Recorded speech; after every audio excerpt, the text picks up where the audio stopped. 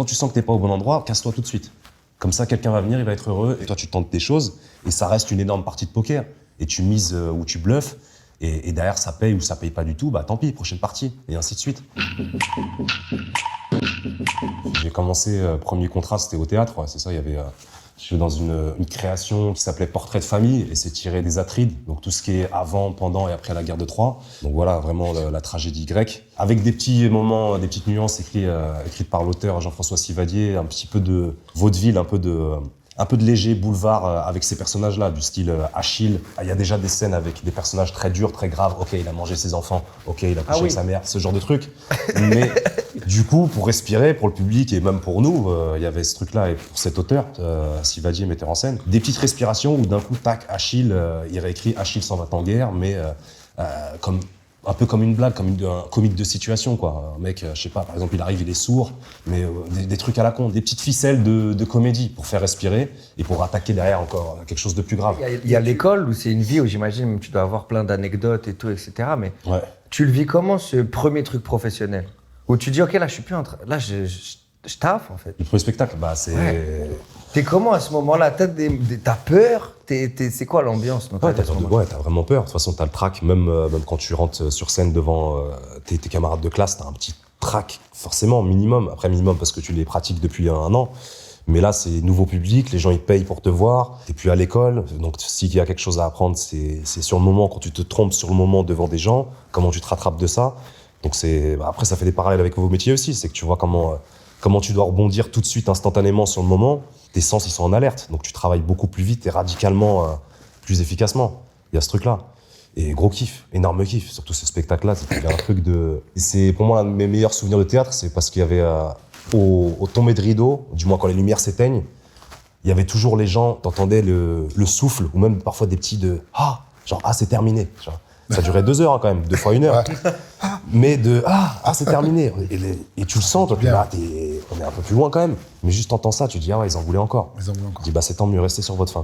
Ouais. Restez sur votre faim et partez avec ce bon souvenir. » Nous, on a kiffé, on est épuisé, on a couru pendant 2 heures.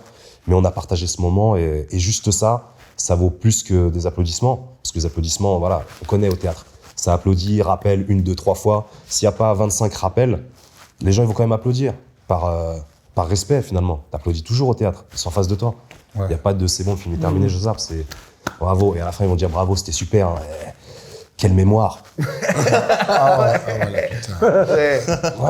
Et c'est quoi le retour de tes proches quand tu montes sur scène, c'est ton taf? Quand t'as quitté les potes, parce que tu annonces aux potes, t'es au quartier, t'es à la maison, quand tu sors de la bagarre. Tu dis les gars, je quitte l'aventure, j'arrête le kickboxing pour faire une école de théâtre à Paris. La réaction des proches, qui te disent, tu t'as craqué ou ils t'ont dit vas-y, d'aller lance-toi dans la bibliothèque. Est-ce que t'as eu... Quand tu même pas dans la bibliothèque, parce dans les mains, qu'est-ce qu'ils ont fait?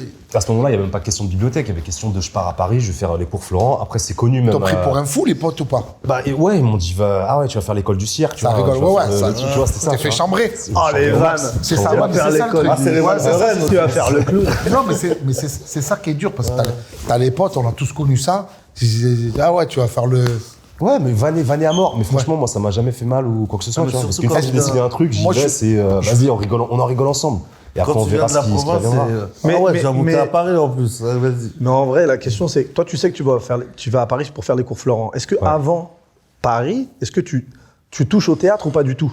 Non. Sur Rennes, il n'y a pas, tu prends aucun cours. Non. Donc, tu décides de toi-même de commencer le théâtre à Paris. Ouais. Enfin, de commencer de faire quelque chose dans la caméra, mais même pas, il n'y avait même pas de rêve caché ou pas, comment dire, pas... Les potes d'enfance, tu les as encore? Ouais.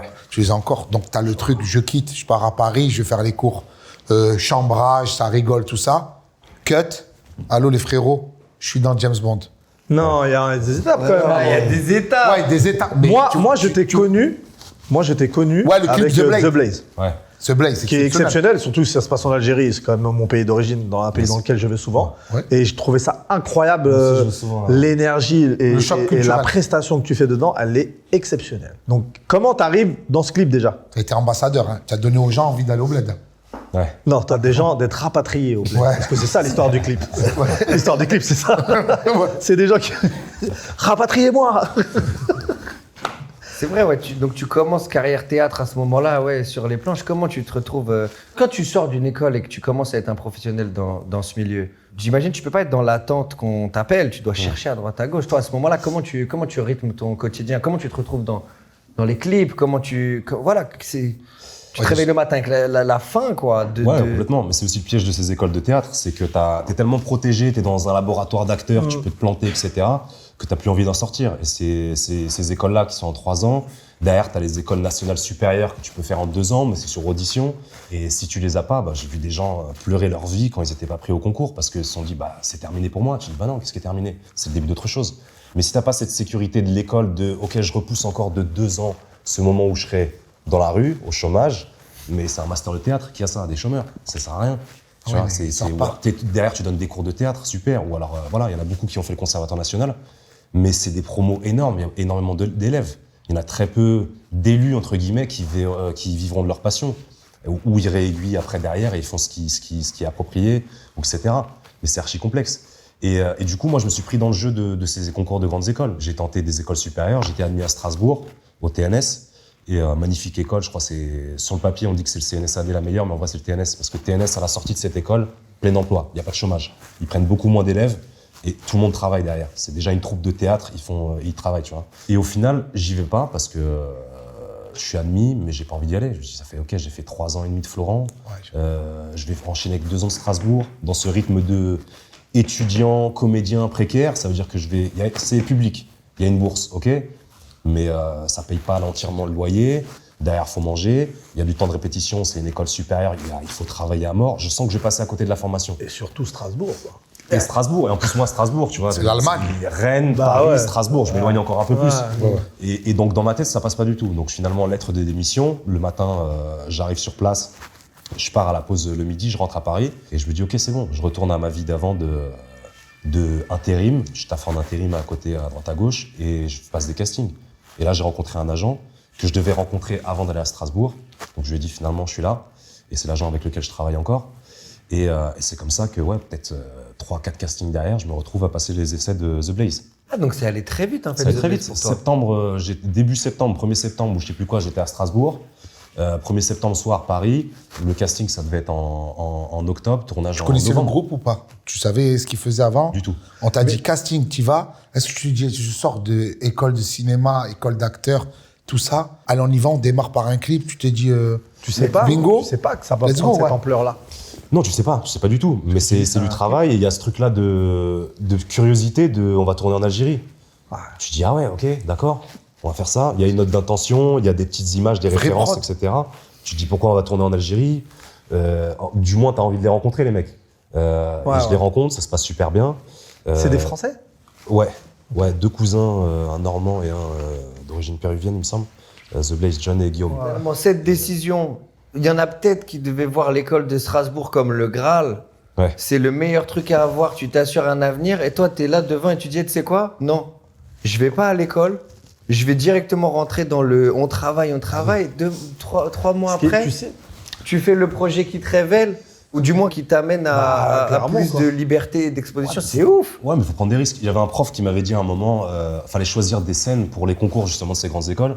Il me dit, alors tu fais quoi? Tu fais, je sais plus c'était quoi, Richard III, Othello ou Le Prince de Hambourg. Je dis, mais je sais pas, choisir c'est renoncer. Il m'a dit, non, choisir c'est avancer.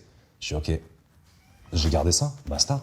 Choisir c'est avancer, tu prends des risques, t'avances. Je dis, ok, je refuse Strasbourg. Il y a des gens qui voulaient être à ma place, ça tombe bien, t'es premier sur liste d'attente. Si je pars le premier jour, tu peux prendre ma place. Parce que après, ce sera trop tard. J'aurais juste rendu une promo bancale. Et du coup, je me dis, quand tu sens que t'es pas au bon endroit, casse-toi tout de suite. Comme ça, quelqu'un va venir, il va être heureux et il va faire sa vie et adviendra ce qui doit advenir. Et toi, tu tentes tes choses et ça reste une énorme partie de poker. Et tu mises ou tu bluffes et derrière, ça paye ou ça paye pas du tout, tant pis, prochaine partie. Et ainsi de suite. Et du coup, comme moi, je voulais faire ce travail-là, je me suis dit, ça va me payer un moment. Je vais faire du vestiaire, la manutention pendant peut-être 5 ans. Et au bout d'un moment, tac, un casting, on refait ce film-là, mais de nos jours, ta tête, elle passe bien. Et j'y vais. Mais finalement, non. Clip.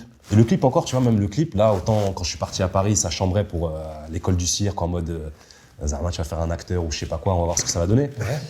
Mais là, c'était chambré par les gens de l'école de théâtre, tu vas faire un clip en Algérie. Ouais.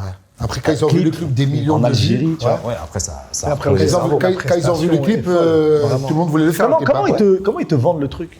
Qu'est-ce qui te motive en faisant ce clip?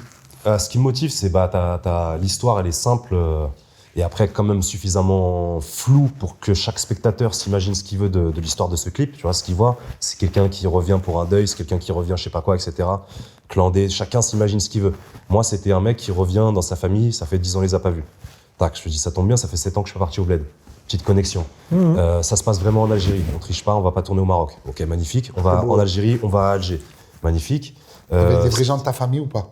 Des gens, j'ai tenté au bout d'un moment de ramener un oncle, mais je sais pas, c'était une galère de transport, la Kabylie, tout ça. C'est pas loin pourtant, mais je sais pas, il y a eu une galère et finalement tant mieux. Tant mieux, je les ai vus après, je suis resté, j'en ai profité, j'étais au bled, j'ai dit repousser le retour, je reste en famille. Mais du coup, ouais, il y a énormément d'ingrédients. T'as même Philippe Elkoubi, qui le repose en paix, le directeur de casting, très grand directeur de casting, qui était dessus. Donc ça, c'est une valeur ajoutée aussi, de se dire, ok, ce gars-là, il choisit pas les projets comme ça pour histoire de quoi. Enfin, il choisissait pas. Et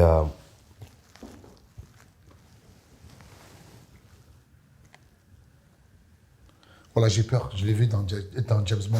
Il fait des actions comme ça. Je l'ai vu, il a chargé comme une vidéo YouTube. Ouais, il a tout remonté. C'est moi, c'est ma connexion à bug. Je vais faire pause, je vais le laisser charger. J'avais peur après, il a archivé, tu sais, genre ça rattrape le temps. Tu vois ce que je veux dire? J'étais en train de le regarder, je dis, je crois qu'on est en train de le regarder en streaming, le poteau, on n'a pas payé l'abonnement. Qui est sur le Wi-Fi? Déconnectez-vous. Il casse-tac et tout. Le mec, il a chargé. C'est mon téléphone en mode avion. Ouais, t'es en mode avion.